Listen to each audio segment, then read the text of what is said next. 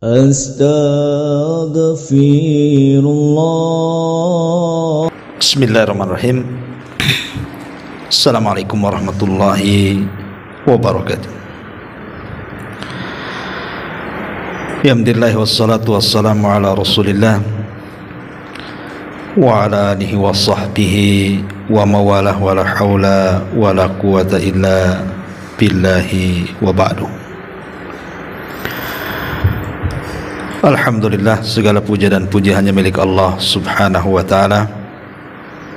Salawat dan juga salam kita hadiahkan kepada Rasul kita Nabi besar Muhammad sallallahu alaihi wa ala alihi wasallam. Kita lanjutkan kajian tauhid dan kita masuk pada bab larangan berburuk sangka kepada Allah subhanahu wa ta'ala, atau anjuran berbaik sangka kepada Allah subhanahu wa ta'ala. Di sini mu'alif rahimahullah ta'ala membawakan beberapa dalil dari Al-Quran. Di antaranya Allah subhanahu wa ta'ala berfirman dalam surah Al-Imran ayat 154, yadhunnuna billahi ghairal haqqi dhannal jahiliyah yaquluna hallana minal amri min syai'in kul innal amra kullahu lillah. Mereka berprasangka yang tidak-tidak terhadap Allah subhanahu wa ta'ala seperti sangkaan jahiliyah. Mereka berkata, apakah ada bagi kita sesuatu hak campur tangan dalam urusan ini? Katakanlah, sungguh urusan ini seluruhnya berada di tangan Allah subhanahu wa ta'ala. Kemudian juga Allah subhanahu wa ta'ala mengatakan dalam surah Fath ayat 6, wa yu'adzibul munafiqina wal munafiqat wal musyrikina wal musyrikat adh-dhannina billahi dhannas saw alaihim dairatus saw wa ghadiballahu alaihim wa la'anahum wa a'adda lahum jahannam wa sa'at masira. Dan supaya dia mengadab orang-orang munafik laki-laki dan munafik perempuan, serta orang-orang musyrik laki-laki dan orang musyrik perempuan yang mereka berprasangka buruk terhadap Allah. Mereka akan mendapatkan giliran keburukan yang amat buruk, dan Allah murka dan mengutuk mereka serta menyediakan bagi mereka neraka jahanam. Itulah seburuk-buruk tempat bagi mereka. Dua ayat ini larangan kepada kita untuk tidak berburuk sangka kepada Allah subhanahu wa ta'ala dalam tiga hal. Pertama, mengingkari adanya hikmah dari Allah subhanahu wa ta'ala. Yang kedua, mengingkari akan takdirnya. Dan yang ketiga, mengingkari bahwa agama yang dibawa Rasul sallallahu alaihi wasallam akan disempurnakan dan dimenangkan Allah atas semua agama. Inilah tiga perkara yang sangat dilarang kepada Allah subhanahu wa ta'ala. Pertama, mengingkari adanya hikmah dari Allah. Salah satu nama Allah subhanahu wa ta'ala adalah Al-Hakim. Makna Al-Hakim itu artinya tidaklah Allah subhanahu wa ta'ala melakukan sesuatu kecuali pasti ada hikmah kebaikan di dalamnya. Itu makna Al-Hakim. Benar bahwa Allah subhanahu wa ta'ala melakukan sebuah perbuatan sesuai dengan kehendaknya, sebagaimana sudah kita jelaskan pada pertemuan minggu lalu tentang masalah beriman dengan takdir Allah Subhanahu wa taala. Allah Subhanahu wa taala melakukan segala sesuatu itu karena kehendaknya. Kalau Allah mau, maka pasti terjadi, dan kalau Allah tidak mau, maka tidak mungkin terjadi. Tetapi tidak mungkin Allah Subhanahu wa taala melakukan sesuatu sesuai kehendaknya kecuali pasti ada hikmah kebaikan di dalamnya. Mustahil. Tidak ada hikmah yang bisa kita petik dari apa yang Allah perbuat kepada hamba-hambanya. Apapun itu, anggaplah mungkin musibah yang Allah timpakan kepada kita. Mungkin Allah Subhanahu wa taala menguji kita dengan kesehatan. Boleh jadi kita sakit parah, tidak bisa bangun, terbaring, stroke, atau mungkin sampai tidak bisa bicara, tidak bisa bergerak. Ataupun mungkin kita diuji dari segi ekonomi, bolak-balik cari pekerjaan tidak ketemu, susah cari kehidupan, makan pun ala kadarnya, hampir kelaparan, dan begitu seterusnya. Atau mungkin dalam sebuah pertempuran, peperangan, kita dikalahkan. Maka hatta musibah yang Allah Subhanahu wa taala turunkan kepada kita, itu semua ada hikmahnya. Ada hikmah, ada kebaikan di dalamnya. Alima man alima wa jahila man jahila. Boleh jadi ada yang tahu di balik hikmah kenapa Allah turunkan musibah, ataupun tidak tahu karena kejahilannya. Tapi yang pasti bahwa tidak mungkin Allah Subhanahu wa taala menurunkan sebuah musibah kecuali pasti ada hikmah, karena Allah Subhanahu wa taala itu Al-Hakim, tidak berbuat kecuali karena sebuah hikmah kebaikan. Ma'asyiral muslimat yang dimuliakan Allah Subhanahu wa taala.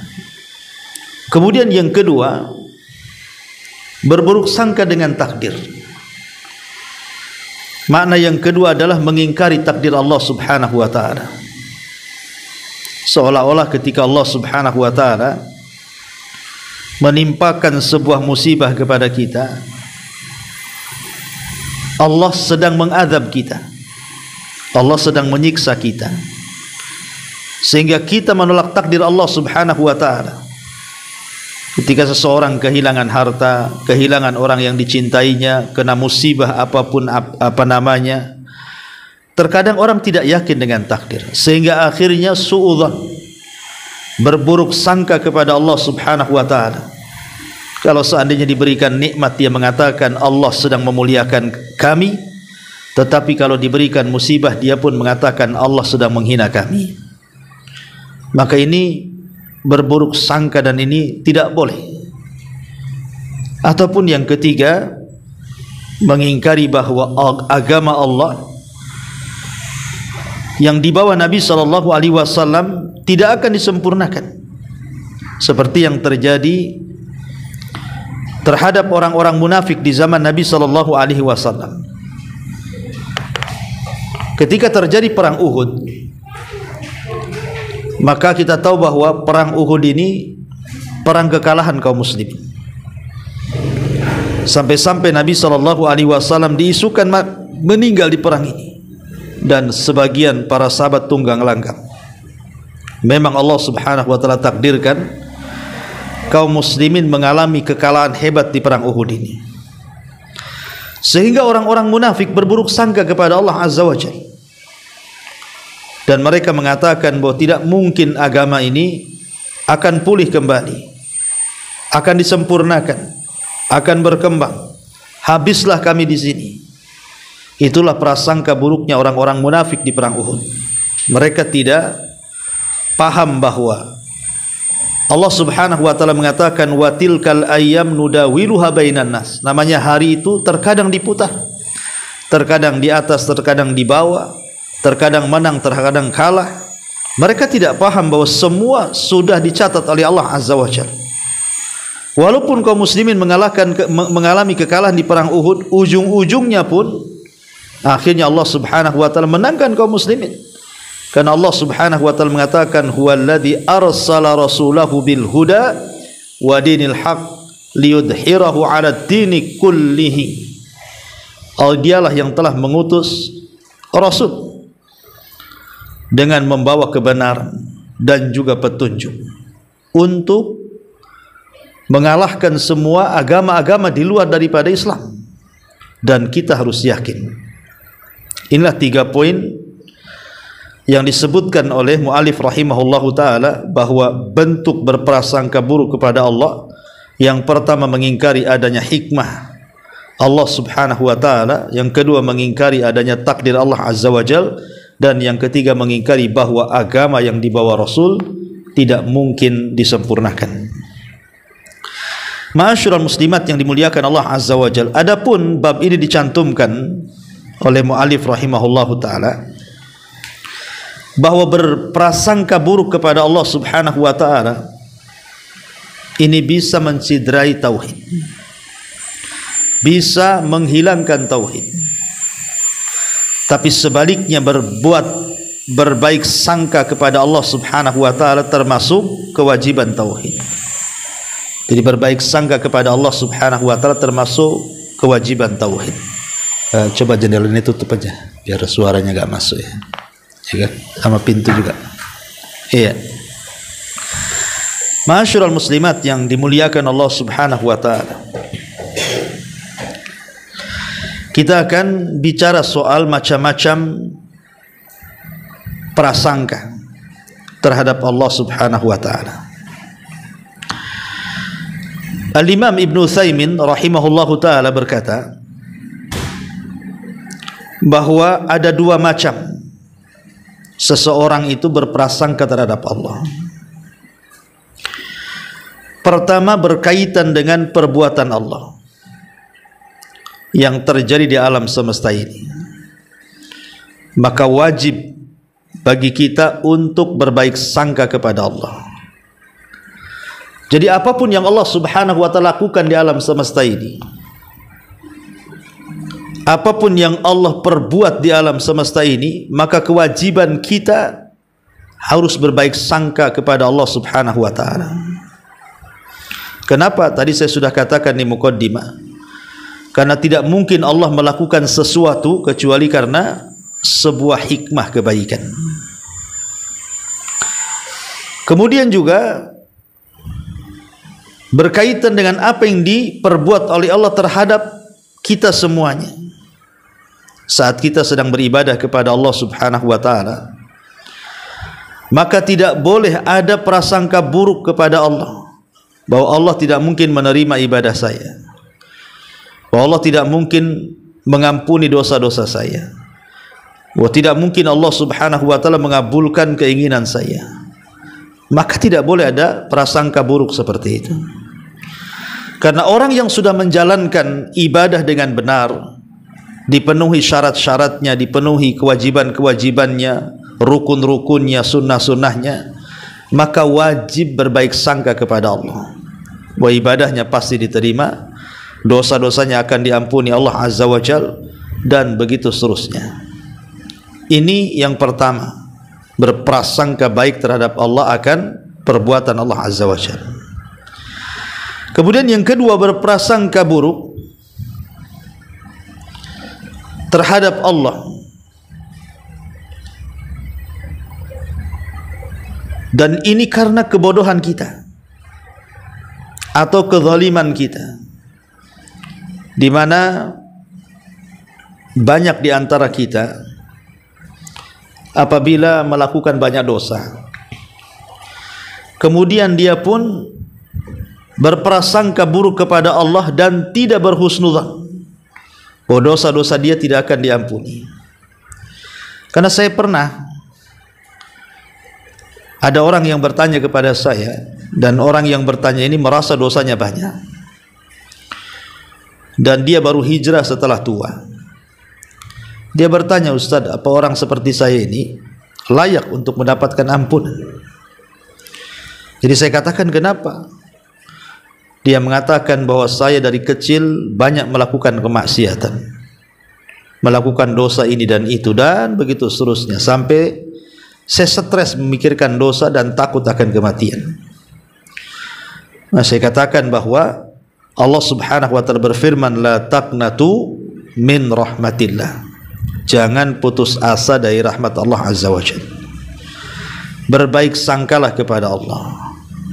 Karena Allah Subhanahu wa taala itu tidak mungkin tidak mengampuni hambanya. Bukankah Allah yang mengatakan dalam hadis qudsi, wahai anak Adam, seandainya kalian berbuat salah di malam hari dan siang hari, kemudian datang kepada Allah Subhanahu wa taala meminta ampunan, maka Allah akan ampuni dosa-dosamu. Lalu apa alasan berburuk sangka kepada Allah Azza wa Jalla? Maka tidak boleh seseorang itu berburuk sangka itu karena kebodohan dia. Kalau dia cerdas dan berilmu, tentu dia tidak akan mengatakan seperti itu, dan dia akan berusaha untuk terus bertobat dan bertobat kepada Allah Subhanahu wa taala. Ma'asyiral muslimat yang dimuliakan Allah Subhanahu wa taala. Baik. Kita kembangkan pembahasan ini, karena pembahasan ini sangat penting sekali untuk kita kupas, karena pengaruhnya sangat dahsyat sekali. Ma'asyiral muslimat yang dimuliakan Allah Subhanahu wa taala. Kita tahu bahwa buruk sangka itu ada macam-macam hukumnya. Ada buruk sangka itu sampai kepada tingkat haram. Ada buruk sangka itu boleh jadi sebuah kewajiban, ataupun sunnah, ataupun mungkin boleh-boleh saja. Seperti apa buruk sangka yang sampai jatuh kepada hal-hal yang diharamkan Allah Azza wa Jalla? Ya tadi, seperti berburuk sangka kepada Allah, atau berburuk sangka dengan orang-orang yang beriman. Maka berburuk sangka kepada Allah justru sebesar-besarnya dosa. Tidak boleh seseorang berburuk sangka dengan Allah Azza wa Jalla. Seperti dia berburuk sangka Allah tidak mengabulkan doanya, akhirnya dia pun istijal. Aku sudah berdoa kok tidak dikabulkan, katanya. Ini buruk sangka namanya. Tidak boleh. Makanya salah satu perkara yang bisa menghalangi doa itu adalah istijal. Kata Nabi SAW, seseorang itu akan dikabulkan doanya malam yasta'jil, selama dia tidak istijal. Sahabat bertanya, Rasul, apa istijal itu? Maka Rasul mengatakan, da'autu rabbi falam yastajibli. Aku sudah berdoa kepada Rabbku, tapi dia tidak pernah mengabulkan keinginanku. Itu istijal. Justru orang yang berdoa dan terus mengatakan seperti itu, aku sudah berdoa kok tidak dikabul-kabulkan, justru tidak akan dikabulkan. Kenapa? Karena dia berburuk sangka dengan Allah, bahwa doanya tidak mungkin diterima, tidak dikabulkan. Maka kalau sampai seperti itu, maka hukumnya haram. Tidak boleh berburuk sangka dengan Allah Subhanahu wa taala. Atau mungkin berburuk sangka dengan orang-orang yang beriman. Berburuk sangka dengan orang-orang yang beriman, seperti berburuk sangka dengan para nabi. Ini kufur, ya. Seperti orang-orang yang mereka meragukan Nabi SAW, karena banyak orang-orang yang meragukan para nabi, termasuk Nabi kita Muhammad SAW. Maka kalau sampai dia meragukan bahwa dia seorang nabi, dia seorang rasul, bahkan termasuk khatamul anbiya wal mursalin, dia ragukan, maka dia bisa kufur. Ya. Jadi berburuk sangka dengan Allah dan buruk sangka dengan orang-orang yang beriman, terutama para nabi, maka ini buruk sangka yang jatuh kepada hal-hal yang diharamkan Allah Azza wa Jalla. Tetapi di sana ada buruk sangka yang boleh jadi mungkin itu sebuah kewajiban. Seperti umpamanya yang dilakukan oleh para ulama hadis. Para ulama hadis apabila mereka meriwayatkan sebuah hadis, maka mereka tidak mungkin mengambil riwayat begitu saja, sampai benar-benar orang yang membawa riwayat itu dianggap thiqah, dianggap percaya, terpercaya.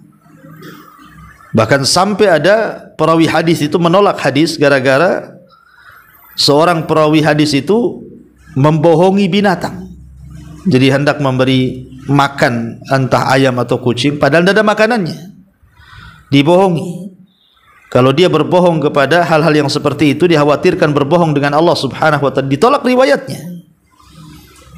Jadi terkadang sampai bersuudzon sedemikian para perawi hadis ini untuk menjaga kemurnian Islam, supaya tidak sembarangan memasukkan hadis yang tidak sahih kepada kitab-kitab hadis. Atau mungkin bisa saja hukumnya sunnah berburuk sangka itu, seperti umpamanya berburuk sangka kepada orang yang antara dia dengan orang lain ada permusuhan, ada kedengkian, baik masalah agama atau dunia, karena mungkin takut akan makarnya, karena tahu dia musuhnya, gitu kan. Sehingga dia berburuk sangka, jangan-jangan dia melakukan ini itu, jangan-jangan dia akan melakukan hal-hal ini dan itu. Maka terkadang itu disunahkan berburuk sangka seperti ini kalau memang sebelumnya sudah ada permusuhan, ya, apalagi permusuhan soal agama, ya. Ma'asyiral muslimat yang dimuliakan Allah Subhanahu wa ta'ala, adapun berburuk sangka secara umum kepada orang Islam maka haram, tidak boleh. Tapi berburuk sangka kepada orang kafir maka tidak diharamkan, kata Syekh Al-Imam Ibn Utsaimin rahimahullahu ta'ala, karena asal orang kafir itu memang mereka ahlul makri, mereka orang-orang yang suka membuat makar, sehingga tidak masalah berburuk sangka kepada mereka. Tapi berburuk sangka kepada orang yang beriman tidak boleh, ya. Itu diantara macam-macam berburuk sangka. Adapun disebutkan oleh para ulama tentang gambaran-gambaran seperti apa, kemudian sangat dilarang sekali dalam bentuk berburuk sangka kepada Allah Subhanahu wa ta'ala. Yang pertama, tadi sudah saya singgung beberapa bagian di mukaddimah, saya akan menambah saja, ya. Yang pertama adalah berkeyakinan bahwa Allah tidak mengetahui hal-hal secara detail. Ada orang-orang yang mereka kurang yakin bahwa Allah itu As-Sami, Maha mendengar, Al-Ali, Maha mengetahui, Al-Basir, Maha melihat. Sehingga karena kurang yakinnya kalau Allah itu Maha melihat, Maha mengetahui, Maha mendengar, sehingga terkadang kita mengucapkan kalimat-kalimat itu tidak terkontrol. Padahal setiap ucapan kita itu akan didengar Allah. Kalau seandainya orang itu meyakini dan betul-betul berbaik sangka dengan Allah, bahwa Allah itu zat yang Maha Sami, Maha mendengar, maka setiap ucapan kita itu tidak mungkin keluar begitu saja. Pasti akan dipilih kata-kata yang tidak mungkin kata-kata itu mengandung unsur kemaksiatan dan dosa, karena dia tahu bahwa ucapan dia didengar Allah. Ataupun melakukan maksiat dan perbuatan lainnya yang mengandung unsur dosa dan maksiat. Kalau orang itu tahu bahwa Allah itu Maha mengetahui, bahkan Maha melihat, tidak mungkin orang itu melakukan perbuatan-perbuatan yang ada unsur maksiatnya, karena dia tahu kalau dia melakukan hal itu Allah tahu, Allah melihat.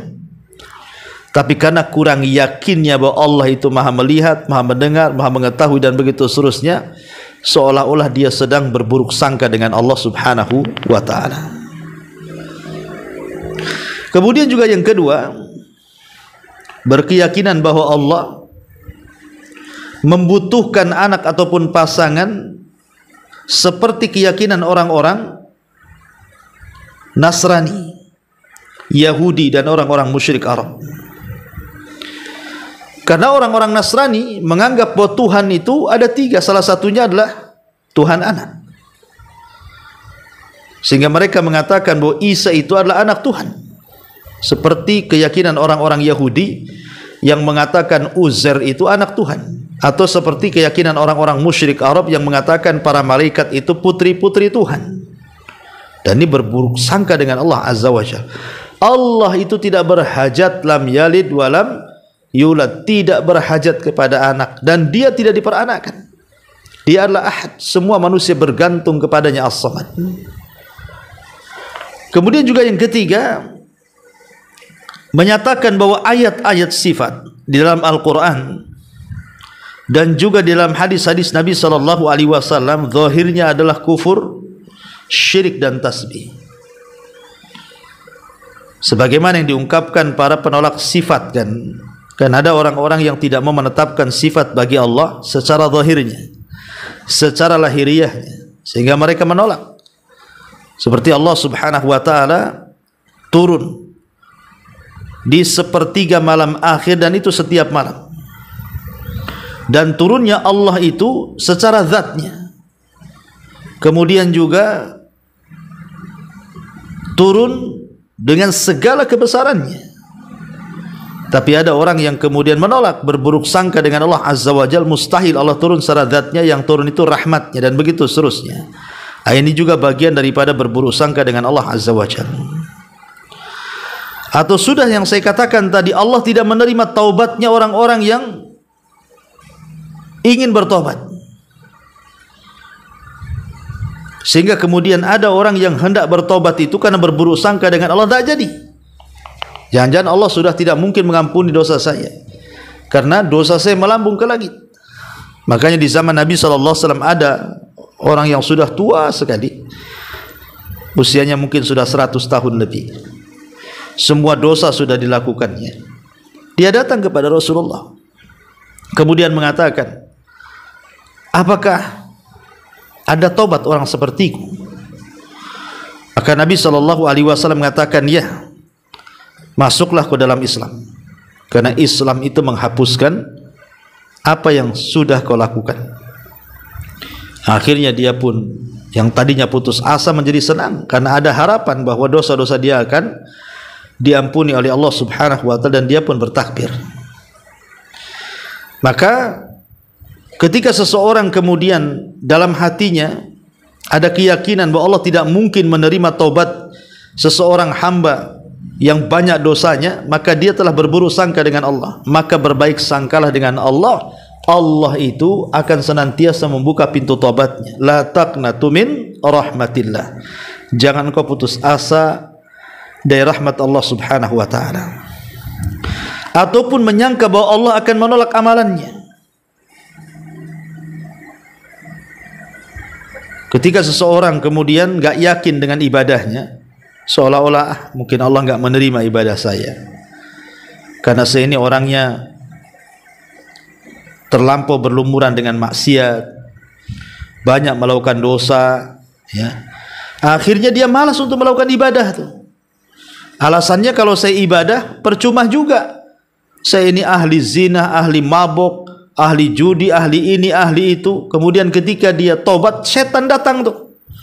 Kemudian membisikkan di telinganya, ngapain kamu sholat, ngapain kamu berdoa, ngapain kamu baca Quran, percuma, ya. Maka setan berusaha untuk kemudian orang ini berburuk sangka dengan Allah, seolah-olah Allah akan menolak amalan baiknya. Maka berbaik sangkalah dengan Allah Subhanahu wa ta'ala. Atau prasangka seseorang, jika ia meninggalkan sesuatu yang buruk karena Allah, maka Allah tidak akan menggantinya. Prasangka seseorang, jika dia meninggalkan sesuatu yang buruk karena Allah, Allah tidak akan menggantinya. Seperti umpamanya orang sudah tahu riba itu haram, akhirnya dia mau keluar itu mikir-mikir tuh, ini kalau saya keluar dari pekerjaan saya, mungkin nggak saya dapat yang baik pekerjaan. Ini kalau saya keluar dari perusahaan saya, nanti saya makan apa? Ah, itu berburu sangka dengan Allah tuh.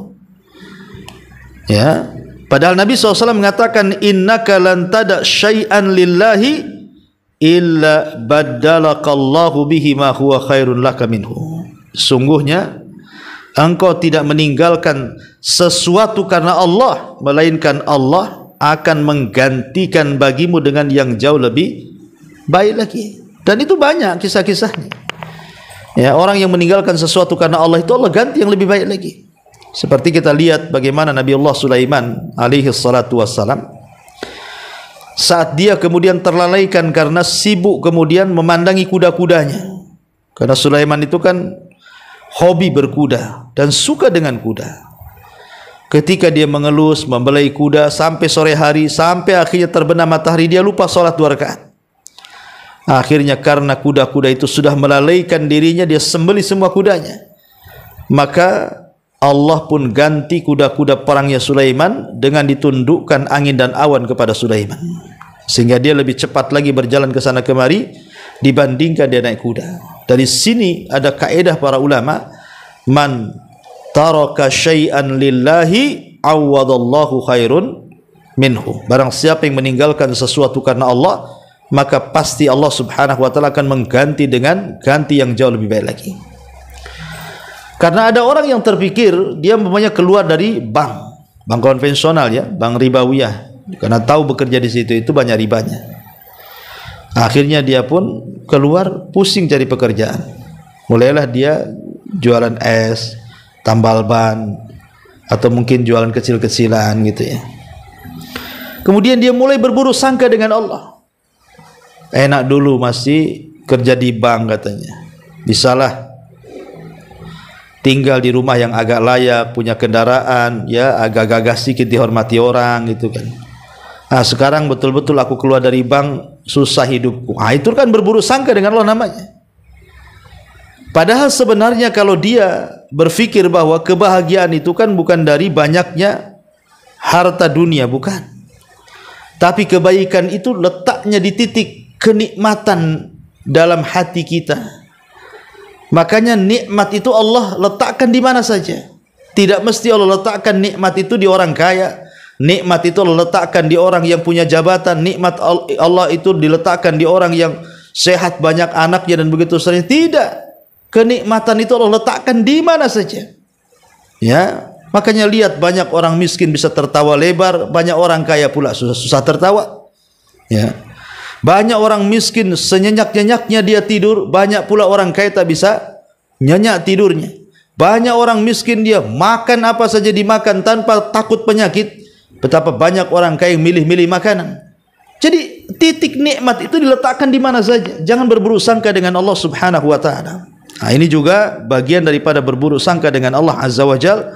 Ketika seseorang meninggalkan sesuatu yang buruk karena Allah, Allah tidak akan menggantinya, bahkan Allah akan menggantinya.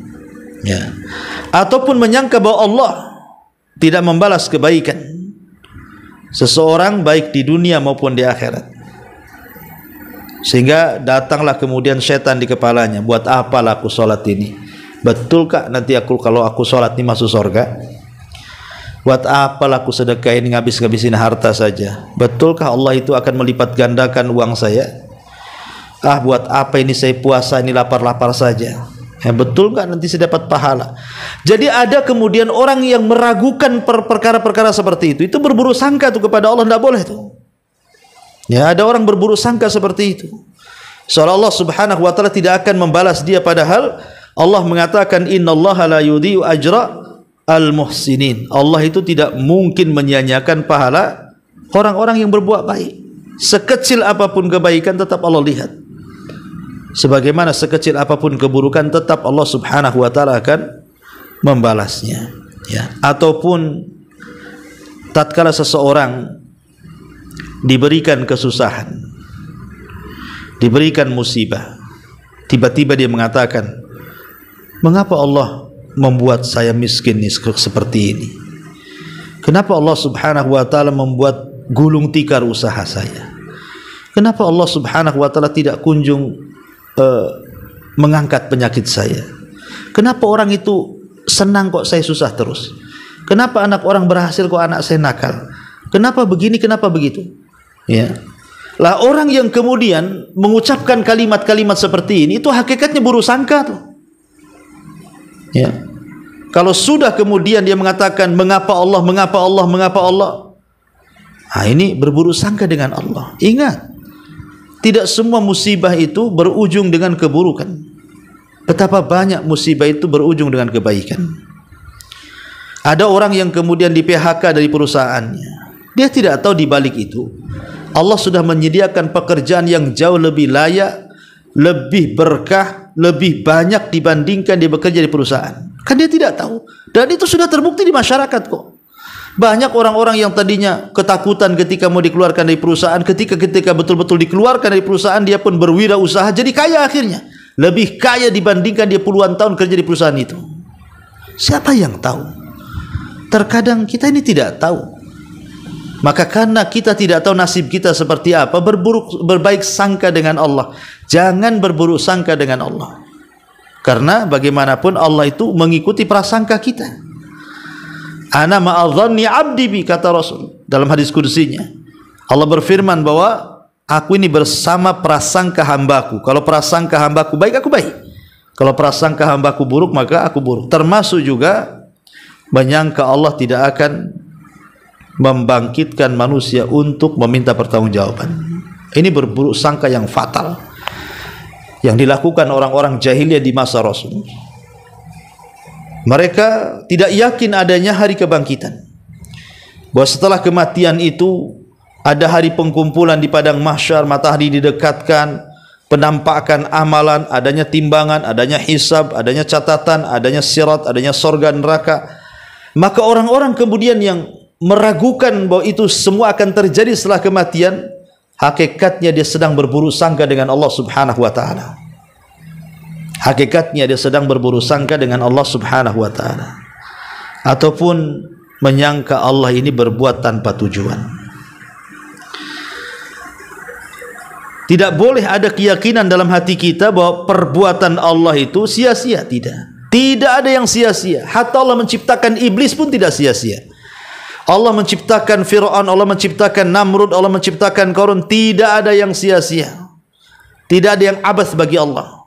Tidak ada yang laib, tidak ada yang sia-sia main-main atas perbuatan Allah Subhanahu wa taala. Semua ada kebaikannya. Semua ada kebaikannya. Allah menciptakan iblis pun ada hikmah di dalamnya. Karena kalau seandainya Allah tidak menciptakan iblis, tidak ada neraka dan surga. Tidak teruji keimanan seseorang, tidak teruji keikhlasan seseorang, tidak teruji ketakwaan seseorang, maka diciptakan iblis. Sehingga iblis menggoda kita, akhirnya terujilah mana yang kuat imannya, mana yang dusta imannya, mana yang ikhlasnya kuat, mana yang syirik, mana yang kufur, mana yang iman, mana yang taat, mana yang maksiat. Jadi ada hikmah di balik itu. Jangan menyangka Allah itu berbuat tanpa tujuan ataupun sia-sia. Tidak boleh. Ya, karena itu bagian daripada berburuk sangka dengan Allah Subhanahu wa taala. Ya. Ma'asyiral muslimat yang dimuliakan Allah Subhanahu wa taala. Kenapa berburuk sangka dengan Allah? Ini sangat bahaya, menciderai tauhid. Pertama, karena bisa terjerumus kepada kesyirikan, kepada bid'ah dan kesesatan. Orang yang berburuk sangka dengan Allah ini khawatir masuk ke dalam syirik, ke dalam bid'ah ataupun ke dalam kesesatan. Ya. Karena salah satunya menolak takdir. Seperti tadi yang saya katakan, kan, berburuk sangka dengan Allah, akhirnya dia menolak takdir. Seolah takdirnya itu buruk dari awal sampai akhir. Dia kan tak tahu takdirnya seperti apa. Ya, dan itu kekufuran kalau sampai menolak takdir, karena beriman kepada takdir itu satu di antara rukun iman yang harus kita imani. Kalau kita mengingkari takdir sama dengan mengingkari Rasul, kitab. Ya. Kemudian yang kedua, di antara dampak buruknya adalah menyebabkan mengundangnya laknat Allah dan kemurkaan, sebagaimana ayat yang tadi saya sebutkan di mukadimah. Allah akan murka, Allah akan melaknat, dan Allah sudah sediakan adab yang pedih bagi orang-orang yang berburuk sangka dengan Allah Subhanahu wa taala. Termasuk juga mewariskan akhlak-akhlak buruk. Orang yang berburuk sangka itu melahirkan akhlak buruk. Seperti kenapa kemudian orang itu tidak mau sedekah, akhirnya jadi bakhil. Karena dia berburuk sangka dengan Allah. Kalau saya sedekah 1 juta, hilanglah 1 juta dalam dompet. Dia tidak yakin bahwa Allah akan melipat gandakan 700 kali lipat dari infaknya. Akhirnya terlahirlah sifat bakhil, kikir, medit. Kenapa? Karena berawal dari berburuk sangka. Kalau saya infak, habislah uang saya. Dia enggak yakin bahwa di balik infak itu ada ziyadah, tambahan harta berlipat ganda dari apa yang diinfakkannya. Jadi melahirkan akhlak buruk. Ya, akhirnya dari bakhil itu kemudian berbuat jahat. Ya. Termasuk juga di antara dampak buruknya berburuk sangka itu, Bu, dia malas untuk beramal, malas untuk ibadah. Karena tadi, buat apa saya sholat? Kok hidup saya kayak gini-gini aja? Coba kalau saya sholat, ya minimal usaha lancar, minimal penyakit ya sembuh, ya minimal anak-anak baik. Kayaknya sholat nggak sholat sama aja perasaan. Ini kan berburuk sangka, Bu. Ya, akhirnya dia malas beribadah kan, karena di awal dengan buruk sangka masalahnya. Ngapain saya banyak-banyak ibadah katanya? Waktu saya nggak sholat saja usaha saya lancar. Ya, setelah saya sholat malah kemudian tersita waktunya, pelanggan pada lari. Apa gara-gara sholat saya akhirnya gulung tikar ini? Akhirnya sholat disalahkan. Mulailah dia lemas. Ya, mulailah dia akhirnya tidak mau melaksanakan sholat. Asal amal buruk amalnya. Kenapa? Karena suudzon tadi.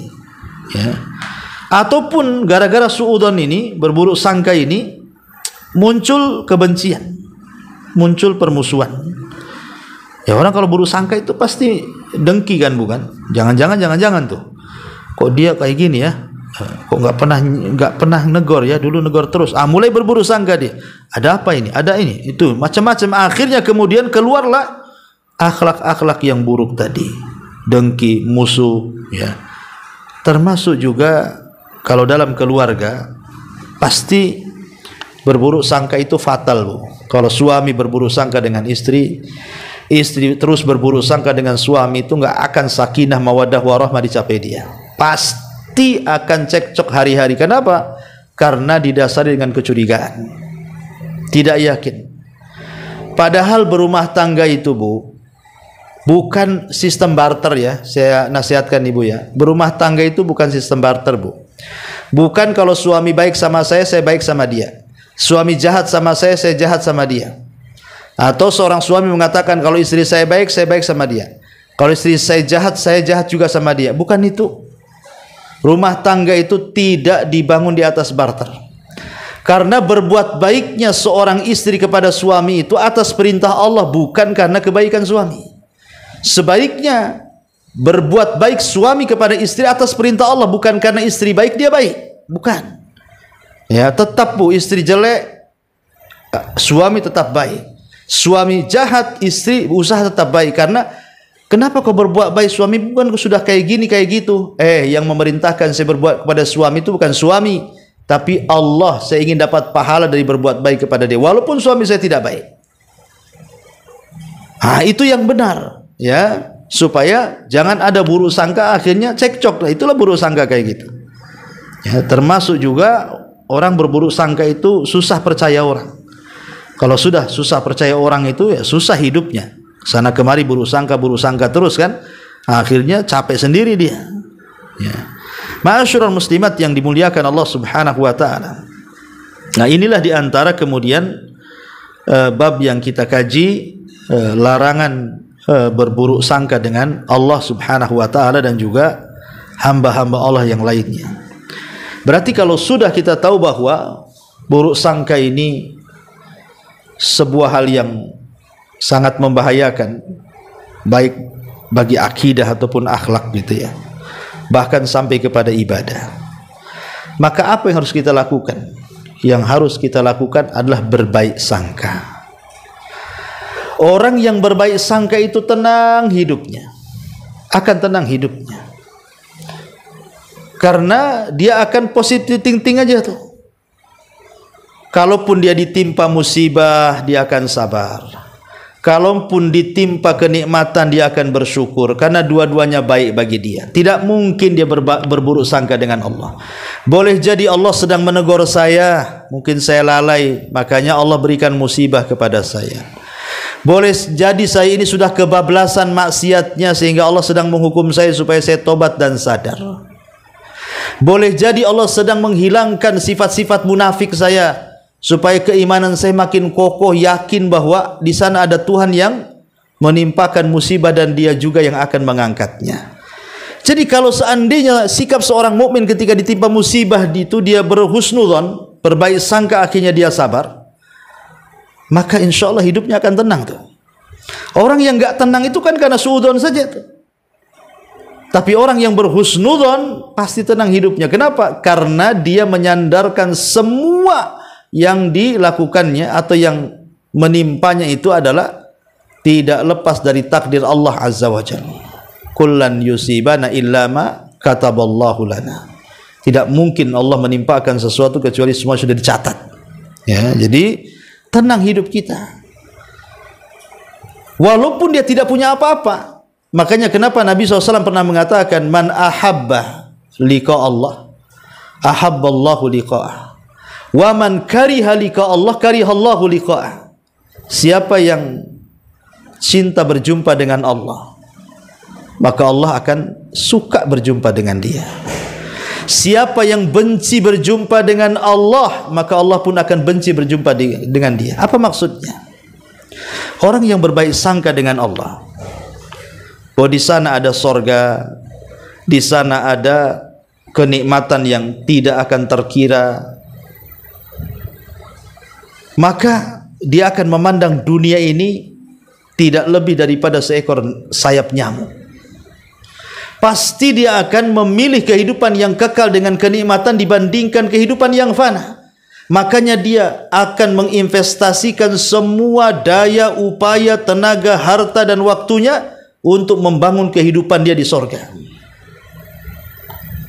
Tetapi orang-orang yang kurang baik sangkaannya dengan Allah, maka orang ini tidak mungkin menginvestasikan kehidupannya, tenaganya, waktunya, biayanya, tenaganya untuk kehidupan akhirat setelah kematiannya. Makanya lihat orang-orang yang mereka berbaik sangka dengan Allah saat kematiannya. Kita lihat di antara mereka ada yang tersenyum, keringatan di dahi, mampu mengucapkan kalimat la ilaha illallah, mengucapkan ayat-ayat suci Al-Quran, meninggal di tempat-tempat yang baik dan tempat-tempat ibadah atau saat beribadah. Karena Allah pilihkan kematiannya terbaik untuk dia. Dan saat detik-detik kematiannya orang yang seperti ini, dia akan rindu berjumpa dengan Allah. Kenapa? Karena dia akan cepat kembali ke rumah yang sesungguhnya yang ia bangun di dunia. Dia ingin cepat masuk ke dalam surganya. Istana yang selama ini dibangunnya di dunia, taman yang selama ini dia bangun di dunia, kenikmatan surga yang selama ini dia berusaha untuk mendapatkannya dengan cara wasilah di dunia. Tapi orang-orang yang berburuk sangka dengan Allah saat kematiannya, maka dia akan susah. Karena setelah kematian tidak ada tabungan bagi dia. Saat setelah kematian tidak ada sorga bagi dia, tidak ada istana bagi dia, tidak ada kebun bagi dia. Kenapa? Karena istananya ada di rumah, kebunnya ada, istananya ada di dunia, kebunnya ada di dunia, rekeningnya ada di dunia, segalanya ada di dunia. Saat kematiannya seolah-olah dia meninggalkan dunia, dan disitulah dia pun berprasangka buruk dengan Allah Azza wa Jalla. Ketika dia benci berjumpa dengan Allah, maka Allah pun benci berjumpa dengan dia. Maka berhusnudzonlah dengan Allah Subhanahu wa taala. Wallahu a'lam bishawab. Inilah di antara kajian kita. Sebelum saya tutup, silakan kalau ada yang bertanya.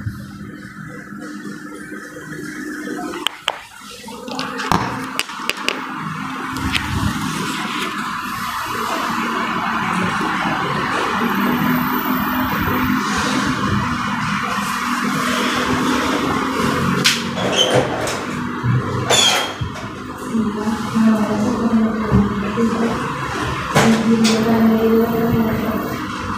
ada kerjaan mancing itu apa? Masuk. Apa dia? Gak dengar, Om. Coba ulangi. Sambung suara itu dengan itu.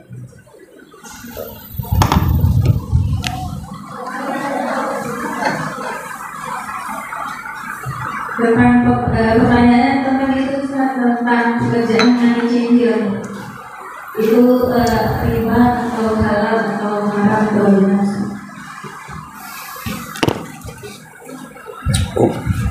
Hukum money changer ya.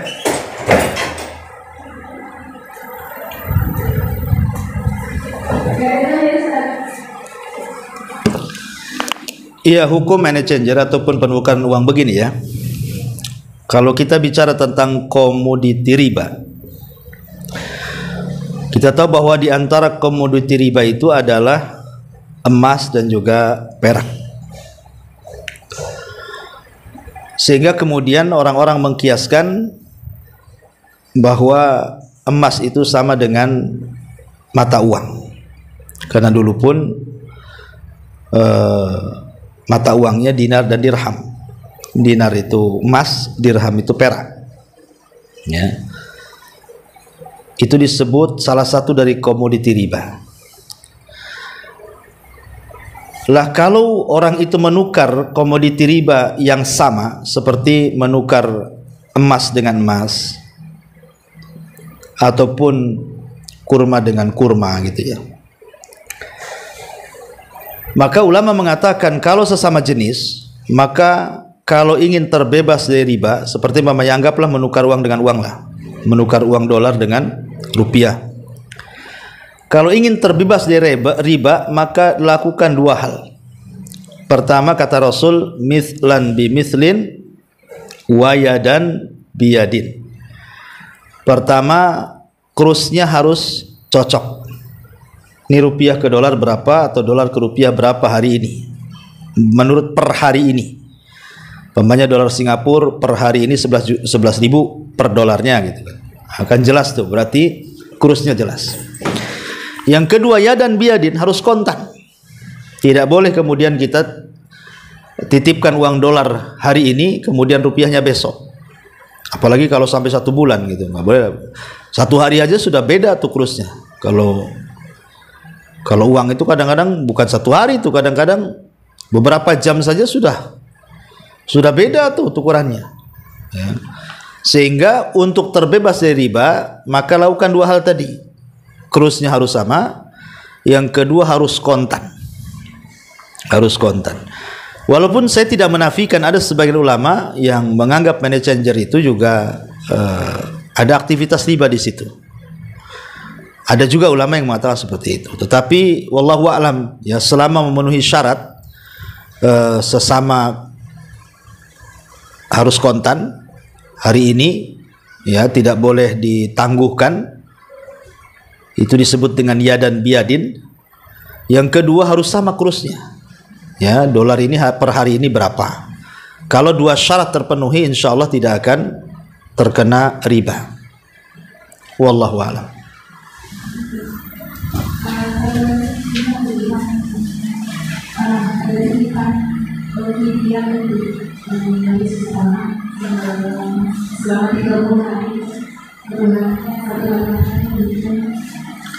Bayar fidyah ya?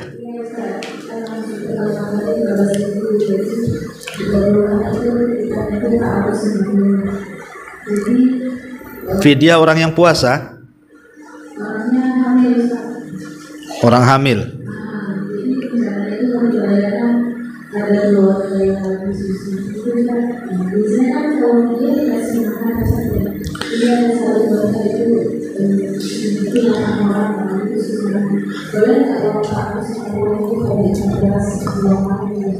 Kalau masalah fidyah itu jelas dalam Quran, fidyah itu ta'amu miskin. Fidyah itu ta'amu miskin. Fidyah itu diberikan kepada satu fakir miskin makan 1 hari. per dia tidak berpuasa. Per dia 1 hari dia tidak puasa, maka dia memberikan fidyah kepada 1 fakir miskin. Pertanyaannya kan di sini, apakah 1 orang saja tiap hari kita kasih? Kemarin hari ini saya tak puasa, punya tetangga orang miskin, ya udah kasih dia aja. Berapa hari pemainnya nggak puasa seminggu, ya berarti seminggu kasih makan anak itu sampai menghitung jumlah puasa yang ditinggalkannya. Ataukah harus lain-lain fakir miskin? Ya, maka wallahu alam, fidyah itu berbeda dengan kafarah. Kafarah jima di bulan Ramadan. Kalau kafarah jima, melakukan hubungan di siang hari bulan Ramadan, itu 60 orang fakir miskin, itu maksudnya harus 60 orang, betul-betul 60 orang gitu ya. Tapi kalau fidyah itu tidak mesti harus orangnya beda. Boleh juga 1 orang itu umpamanya 30 hari. Anggaplah kita lebihkan per harinya 1 kilo beras gitu ya. Dengan anggaplah dengan Indomie. Makan 2 kali, Indomie 2 bungkus berarti kan. Ya sudahlah, umpamanya 30 kilo beras plus 2 dus Indomie, dah itu udah dianggap 1 bulan tuh. Seandainya ada kelebihan, yaitu bagian daripada sedekah kita. Itu simpelnya kalau kita ingin ngasih mentahnya lah ya. Tapi kalau ngasih makan matangnya, beli aja lah nasi padang dibungkus. Ya, beli nasi padang, dia makan siang sama makan malam dia kan. Saya kira simpel lah, Islam itu tidak perlu dipersulit. Wallahu a'lam.